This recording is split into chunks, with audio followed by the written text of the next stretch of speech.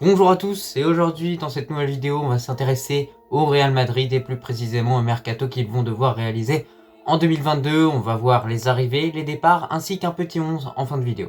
Mais juste avant que la vidéo commence, je compte sur toi pour tout simplement t'abonner, liker et commenter, me dire ton avis sur cette vidéo et on va directement commencer. Alors tout d'abord concernant les arrivées, donc les possibles transferts en 2022. Alors pour le Real Madrid, on va commencer par parler du cas Mbappé. Alors faut savoir que Mbappé, ça fait très longtemps que les Madrilènes le suivent de très près, d'ailleurs depuis qu'il est à Monaco, tout simplement le PSG a réussi à l'acheter.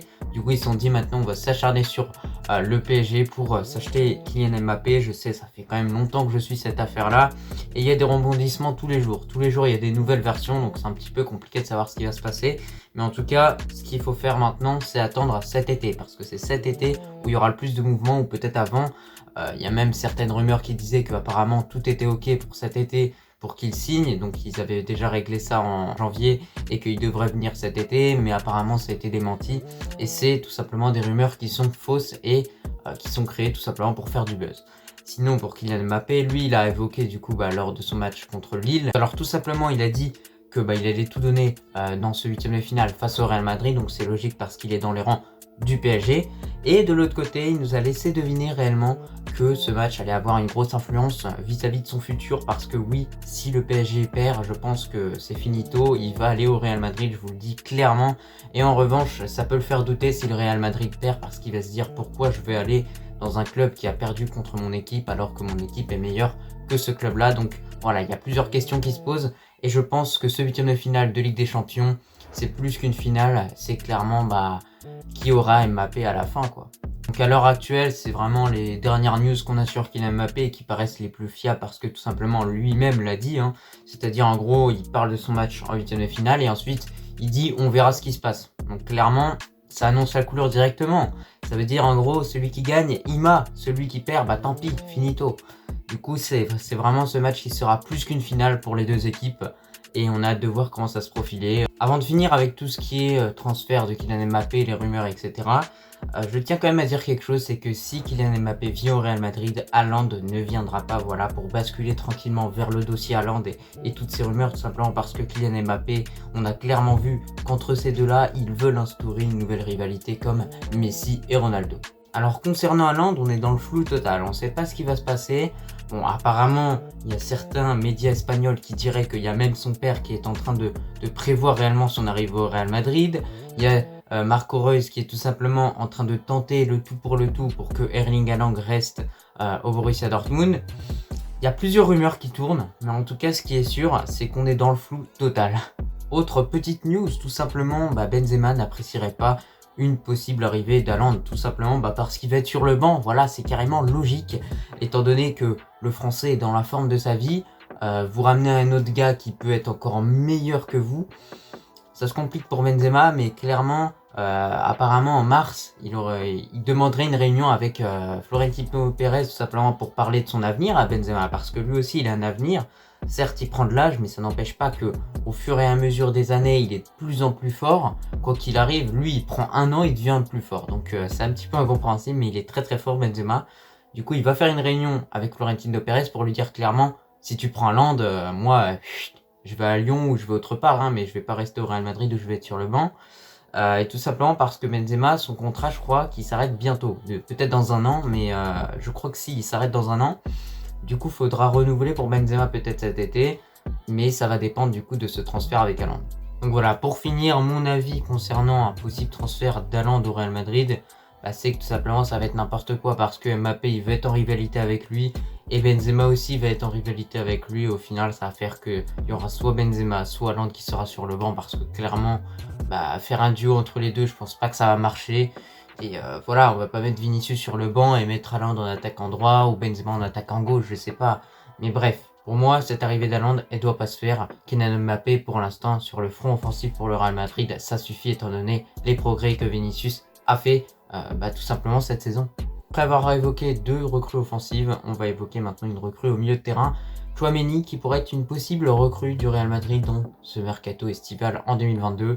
Tout simplement, il y a beaucoup de rumeurs, énormément de rumeurs même, qui ont circulé sur son nom, tout simplement parce que il pourrait être la doublure peut-être parfaite de Casemiro, parce que le Real a acheté Camavinga, ça n'a pas super bien fonctionné, et les autres milieux de terrain ne convainc pas réellement les dirigeants madrilènes. C'est pour ça qu'il faut du renouveau, et Tchouaméni peut faire partie de ce renouveau au milieu de terrain, au milieu défensif, et il pourra à long terme, pourquoi pas, devenir une légende du club.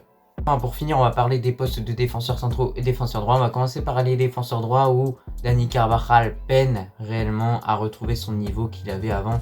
Mais quand il est là, il est quand même bon. Mais malheureusement, il se blesse beaucoup et du coup, ça empêche Lucas Vazquez de jouer son poste d'ailier droit. Et du coup, Lucas Vazquez doit toujours être défenseur droit. Du coup, il faut du renouveau au Real Madrid à ce poste-là.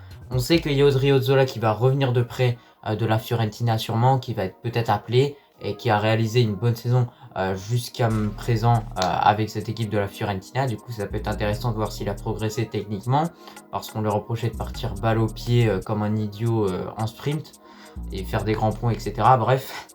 Ou alors, tout simplement, le Real Madrid pourrait recruter un nouveau défenseur droit. Voilà, je peux vous prendre un exemple, tout simplement, Pedro Porro, voilà, le joueur du Sporting qui est très intéressant, puis il y en a d'autres.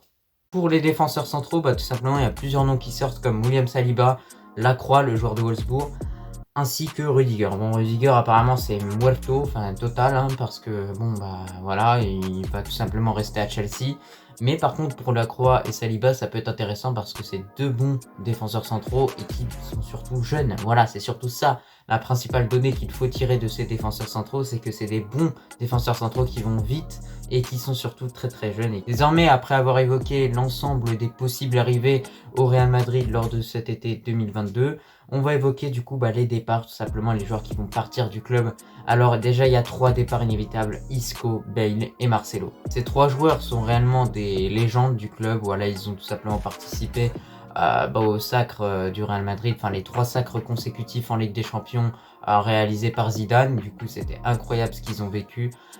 Donc c'est des bons joueurs, on les gardera en mémoire quoi qu'il arrive. Mais maintenant, ces 3 joueurs-là n'ont plus le niveau pour jouer dans ce club-là. Marcelo, tout simplement, il a évoqué qu'il voulait gagner juste un trophée, je pense que ça va être la Liga cette saison, et ensuite il voulait se retirer du football pour aller faire le mannequin, je crois bien. Ensuite, Gareth Bale, il prend plus du tout le football au sérieux, et il y a cette fameuse photo avec ses cuisses musclées là qui fait parler, du coup je vous la montre, voilà, du coup clairement il prend plus soin de son hygiène de vie. Et pour finir, Isco, voilà, bon, c'est bon techniquement, c'est peut-être celui qu'on pourrait le plus garder parmi les 3. Mais réellement, on attend plus. Voilà, on attend plus au Real Madrid. Isco, je pense que c'est fini, Isco et le Real. Parce qu'il n'y a rien de nouveau. D'année en année, c'est la même chose.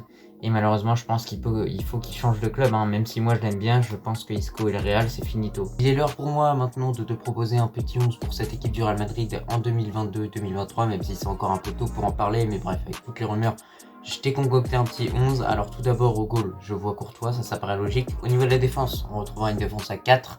Derrière, avec en défenseur droit Carvajal, malgré toutes les blessures, je le tente quand même. C'est quand même un bon défenseur droit et j'espère qu'il va récupérer tout ça pendant l'été 2022. Ensuite, en défense centrale, cette charnière Alaba Militao qui marche si bien en 2021-2022, donc je ne verrai pas pourquoi je la virerais.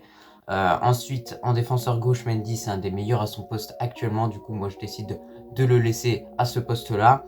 Dans la continuité, pour le milieu de terrain, je prends ce fameux trio Casemiro, Kroos et Modric parce qu'ils sont juste parfaits. Avec, cette fois-ci, plus de rotation avec du coup Tchouaméni et bien évidemment Valverde.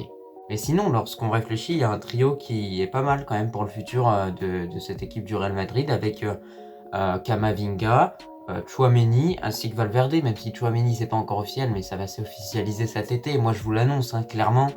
Et franchement, ce trio-là, il pourrait vraiment faire mal dans les années à venir. On va finir par le trio d'attaque. On va commencer à gauche avec Vinicius. On va continuer en buteur avec Karim Benzema. Voilà, pas de Haaland. Pour moi, Haaland, ça va être inutile au Real Madrid. Malheureusement, parce que voilà, il y aura un Benzema sur le banc. Et moi, ça m'attristerait de voir Benzema sur le banc, alors que c'est un joueur qui a toujours été là dans les moments durs comme dans les bons moments, tout simplement. Et à droite, du coup, en attaquant droit, bien sûr, Kylian Mbappé. Voilà, je vous ai dit, pour moi, c'est quasiment fait. Ce transfert, il va se faire, c'est une évidence. Pour moi, il va pas prolonger son contrat au dernier moment et faire réellement un coup de au Real Madrid. Il va venir et lorsqu'on regarde sur le papier cette équipe, elle est juste incroyable. Il n'y a aucun point faible pour moi. Peut-être le poste d'arrière droit, Mais après, peut-être que le Real Madrid pourra acheter un arrière droit plus tard dans la saison 2022-2023. Mais Carvajal, ça peut faire l'affaire. Cette vidéo touche à sa fin, j'espère qu'elle t'a plu. Et dis-moi pour les prochains épisodes, quelle équipe t'aimerais voir en priorité. Voilà, tout simplement. Et moi, je te remercie si t'es encore là et que tu l'as regardé en entier. Et je te dis à la prochaine.